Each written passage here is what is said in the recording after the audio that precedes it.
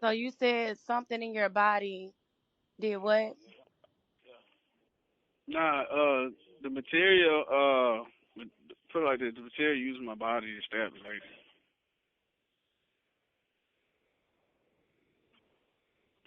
And so she just got stabbed. Yeah. You know that's not me. I'm talking about just for no reason.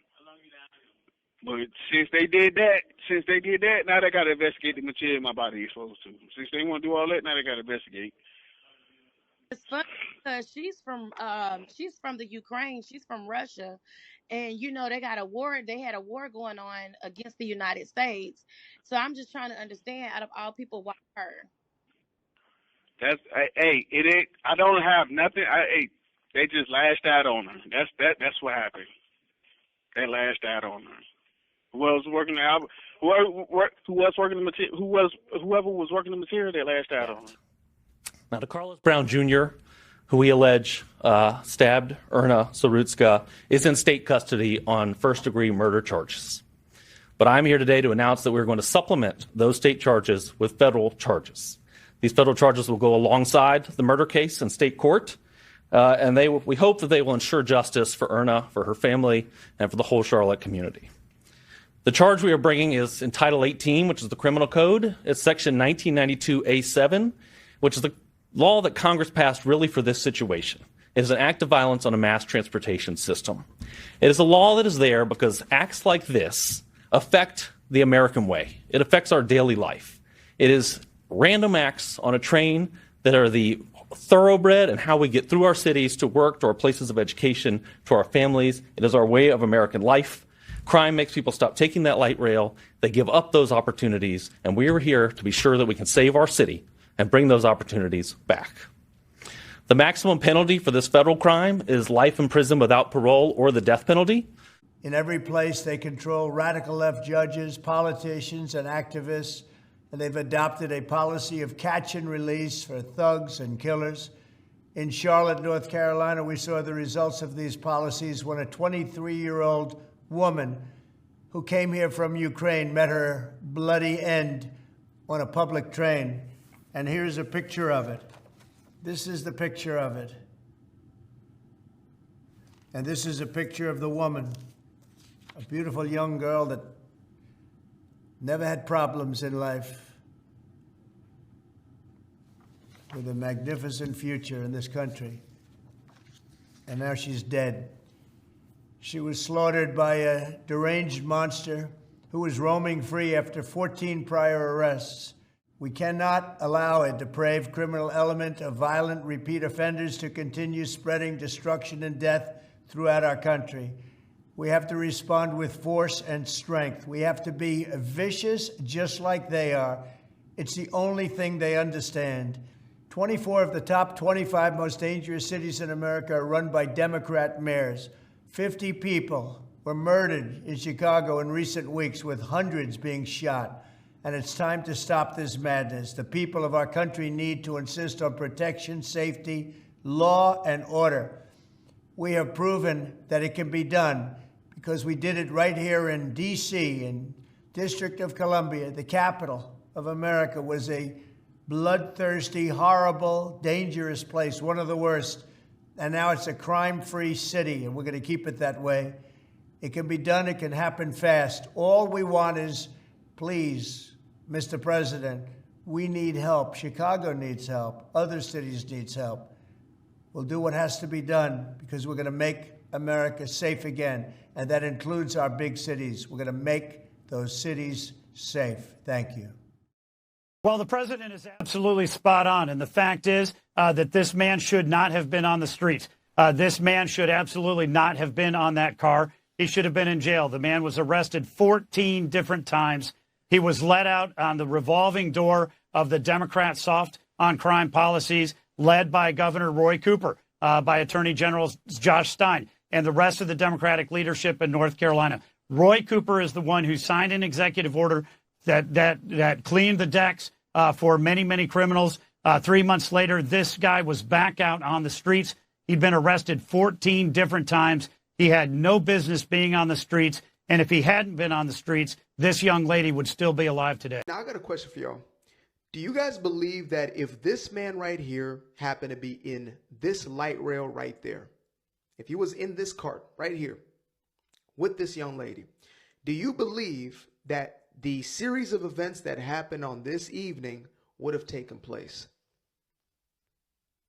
Now, I believe that at the very least, he would have done all he could to save the girl, right? Everything he could after she was attacked by this monster. But at the very best, this man right here, or a man just like him, would have seen this situation and acted accordingly, i.e., restrain the man until necessary, which is likely the entirety of the time until police enforcement or law enforcement comes in. So here's the thing. When you give men like this possible 15-year sentences for protecting women like this, who do you think you incentivize?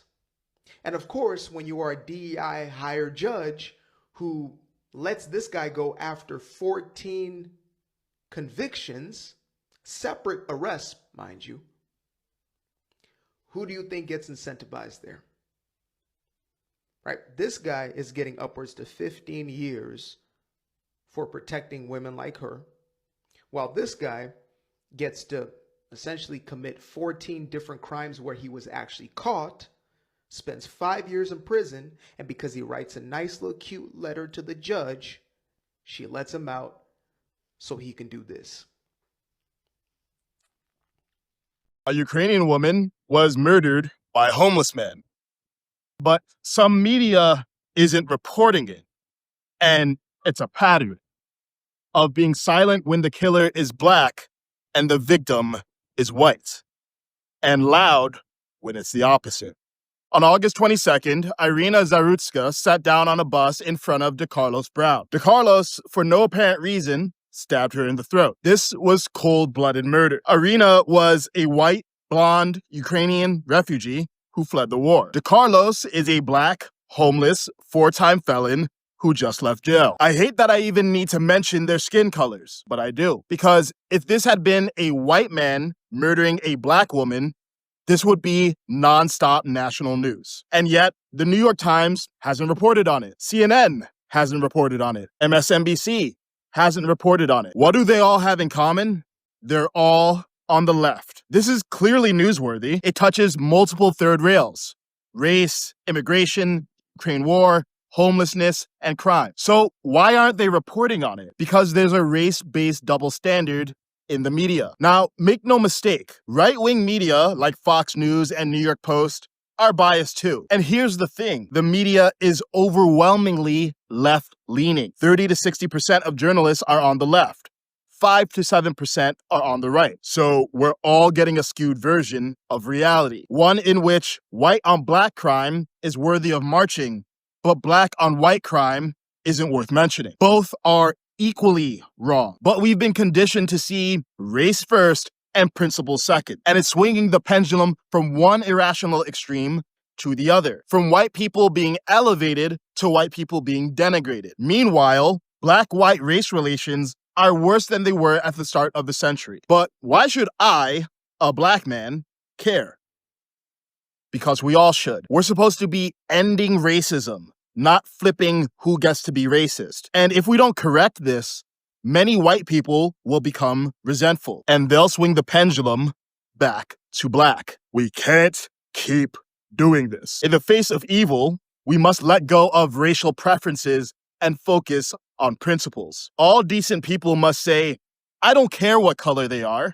A person murdering another person in cold blood is evil. All humans must say, I don't care who started it. A boy stabbing another unarmed boy at a track meet is wrong. All mature adults must say, I don't care how mistreated you feel.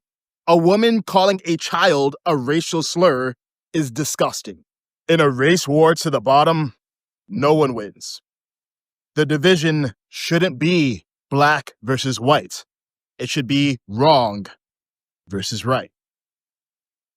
The media profits from us being divided, but you don't have to play that game. That's why I built Clear Thinker, so you can see right through it. Did you know the judge that released this guy didn't even go to law school? Yeah, not even a lawyer. Yeah, these magistrate judges that are making a decision to release these people without bail, yeah, they're not even lawyers. They didn't go to law school. They didn't pass the bar. They just got appointed to be judges. No training required. Oh yeah, and that's the case in states like North Carolina, South Carolina, West Virginia, Virginia, Texas, Arizona. They don't even have to be lawyers, but they can be judges. They don't have to go to law school. They don't have to pass the bar. However, they sit in judgment over people who did. How the fuck is this a thing? How the fuck do we have judges who didn't even study the law? Like, how did this ever become a thing? That's one of the most insane things I've ever heard. Like, to be somebody's lawyer, you have to go to law school, you got to pass the bar. Like, just to represent a client, you have to do that. To be able to prosecute that person, you got to go to law school, you got to pass the bar. But to be the judge, to be the person overseeing these lawyers, to be the ultimate arbiter of the law, you don't have to go to law school, you don't have to pass the bar. How is this a fucking thing?